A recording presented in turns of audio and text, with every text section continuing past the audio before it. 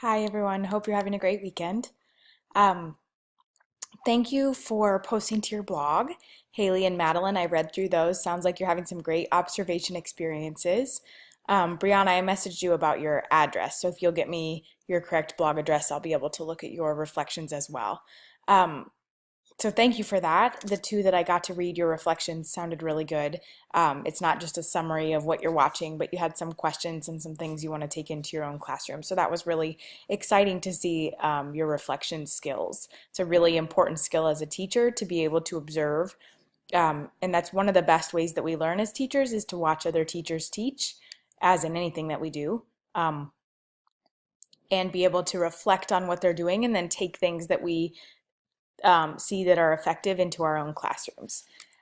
Also, thank you for sharing and digging into the Iowa School Report Card. I don't know if you knew that was out there or not, but as you're learning and reading and watching this week, I want that Iowa School Report Card to be kind of at the front of your mind. So that's information that's published in newspapers, it's published on websites, it's published anybody in the nation, in the world, can see that information. And so this week, as we're really learning about family and community involvement within our classrooms, they're looking at that Iowa School Report Card. They're looking at the front page of the paper. At how our schools are doing. So make sure that you think about that. And also, how important it is to communicate data and what data represents to our families and our communities. So some of that data was even misperceived by you guys, which is fine because as teachers, when this first came out, we had to spend a lot of time learning about it. But sometimes that data can be really tricky. So we have to really communicate effectively to our parents and community members how that data should be perceived and what that data really means. So thank you for digging into that and make sure that you keep that at the front of your mind this week as you're thinking about the families and communities that you're going to be working with as a teacher. We are in education and that makes us public servants. You're not just working with students when you're a teacher. So you really have to think about that. When you're dealing with children, you're also working with their parents, you're working with their guardians, you're working with their siblings, whoever else comes within the family and the community. You have to be prepared to work with the adults that love these children. So that's what we're going to focus on this week. Um, I asked you to analyze some data last week, some NAEP data.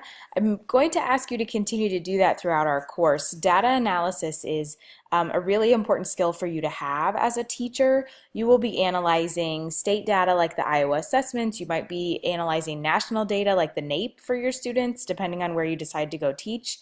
You'll be analyzing data on a day-to-day basis as a teacher, as far as how your students are doing. Benchmark tests you'll be analyzing. So I'm going to ask you to practice that and really analyze and ask questions and try to draw some conclusions from some data because you'll be doing that as a teacher very often. Um, okay, so as we dig into this week, this quote kind of encompasses our work and our learning this week. Your students' parents are not your enemies. Ultimately, they want the same thing you want, which is the best for their children. And even though sometimes it's not going to come off that way, that's truly what they want. Every single parent wants what's best for their child, and it's our job to be the bigger person. It's our job to take that leap and communicate with them first. It's our job to introduce ourselves and become a positive partner with the parents and grandparents and whoever our kids are living with, their guardians. That we do work together for what's best for our kids. So as we dig into families and communities this week, be thinking again, like I said, about the Iowa School Report Card. Our communities that our schools are in, that you're going to be teaching in, are a huge part of the community. They want to know, how effective are we? How effective are the teachers at our school? How are our students growing? Are they growing or are they not? And that's going to cause some issues. So on page 147, it talks about the quality of our schools and how that's really important for communities. Parents and community leaders agree that the quality of schools is measured in great part by the quality of the teachers in the schools. Parents and students know who the effective teachers are. I know as students, you can probably list who the effective teachers are and who the ineffective teachers are within your school. If you plan on teaching secondary, your kids know that. Even middle school, your kids know that. Um, the parents and community, they will pick up on who's effective and who's not effective. And my goal for you all is that you will become effective teachers. There's some great charts showing, again, like I talked about last week, some states rank their schools or rate their schools on an A to F system. You're going to see that in the chart on page 148. So in Iowa, we use the Iowa School Report Card with those exceptional, commendable, acceptable, those terms. You're going to see the chart on page 148 is talking about schools that are A to Fs. Also, a great bar graph of the public view of school problems. So you have to remember that education is a really big piece politically. It's a really big piece. It affects everyone. Everyone has a child or a grandchild or a niece or a nephew that's going through school. And they all care that they're getting the best education possible. So your job is really important. People hold you to that. They expect you to think of your job as being very important. So it's crucial that we make those positive relationships with parents and our community members. On page 151, there's a pie chart of where our kids are coming from. So it's graphed the structure of families. So I talked about you might be dealing with a child's parents or their grandparents or their aunt and uncle that they're living with. There's a student at my school that lost both parents before he was in 6th grade. So he's bounced around to aunt and uncle's house, to grandma and grandpa's house, all over the place. And so we've had to adapt with him and understand that that's his structure and continue to communicate with all of the people that he's living with or being raised by. The role of culture, so I know all of you come from pretty small schools and might not have a lot of experience with culture, so it will be really important on page 153 that you have some learning about different cultures that you will probably be teaching either in practicums or student teaching or within teaching.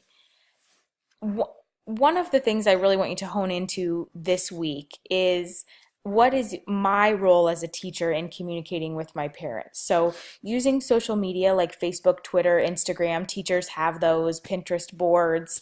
But to communicate with parents, a lot of teachers have a Facebook page or a Twitter account or an Instagram account. Of course, your technology policies at your school will guide that. But when you get into schools, depending on the size of your school, they might have policies where you're required to have a Facebook page or you're required to have a blog that parents can read through what's going on in your classrooms. You have to know your parents, you have to know your kids. There's no point in having a Facebook page if none of your parents have Facebook. Same thing with Twitter, same thing with Instagram. You also have to be really careful how you communicate with parents. One of the best strategies that I use in my classroom is positive notes. So I would send positive notes home with kids every Friday and different kids, as I spoke to you about so already this semester.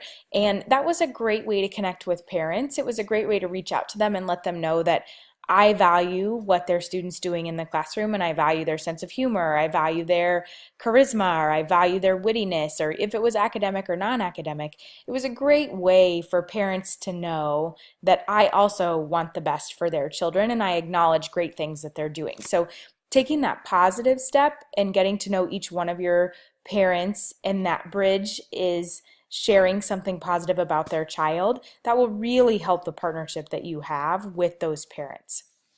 Also, I need you to be conscious and careful of how you use email. So emails can be misconstrued. Written language doesn't have the it's a lot harder to gauge what you're trying to say than seeing someone face to face or talking to them on the phone. So when you're communicating via email, sending a positive note is a great thing to send via email. Updates, newsletters that you're sending out about your classrooms is great to send out via email. But if it's something that you're concerned with a student, email is not the way to go. So you have to think about your modes of communication and use common sense and know which way is your best communication. Do you need to call them? Do you need to set up a meeting? What are you communicating and what's the best way to communicate that? Another focus that we have this week is about homework. So I have two videos that I want you to watch, these two videos, and I want you to use them in your learning in your response to our discussion post this week. But it's interesting as you're moving through the chapter 5, the parent involvement in homework. Some recent data has shown that 3 in 5 parents admit that their child's homework is a struggle.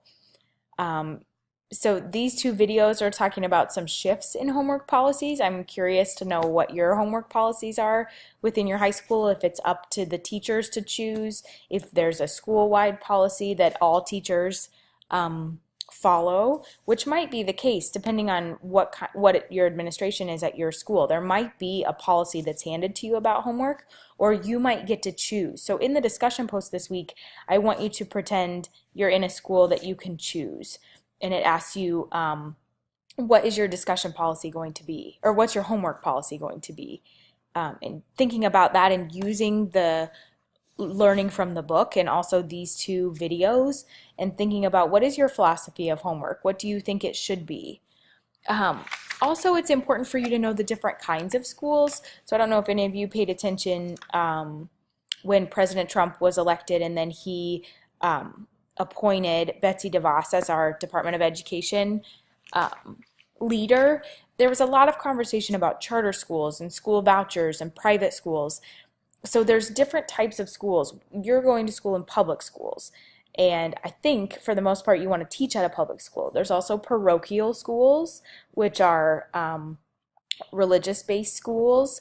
So we tend to call them private schools, but not all private schools have to be religious-based. And then there's things called charter schools, which are schools that are specific usually to like science and math might be a charter school. So students' parents choose to put them in that school versus public school. And there's some great learning on that on page 160 and 161. You'll want to be familiar with the different types of schools that you could someday teach in. Okay, lots of new learning this week. Again, we are public servants. We don't only work with children, so I know most of us get into education because we love kids. You also have to think when you're loving those kids and you're teaching those kids, you're also involved in interacting with their parents, with their guardians, with all of those people. So keep that in mind. Please don't think that your job as a teacher is only dealing with the kiddos, the students. So watch these two videos, read chapter 5. I'm going to ask you to use research to back up your ideas this week. So you're either going to use research from the text and from these two videos. So the first thing I want you to do again is to use the data on page 166 in the videos and share with us your homework policy. Tell us what grade you're thinking hypothetically, like kind of put yourself in the situation of you just got a teaching job. What is it? What grade? And what's your homework policy going to be because you get the choice. The second thing that I want you to share with us this week are 3 ways in which you will be involving and reaching out, communicating to the parents and students in your classroom. So again, put yourself in that classroom. What are 3 ways that you're going to communicate with parents and your community members of your students? Your initial posts are due February 8th, this Thursday, and then I'm asking you to respond to specific people. So I've assigned those this week. Please respond to those students by Sunday, February 11th. This is a great week of learning, might be some new information. I'm definitely thinking the homework idea is going to be some new learning for you. Pay specific attention to chapter 5. Please be reading the entire chapter. There's great information in there this week.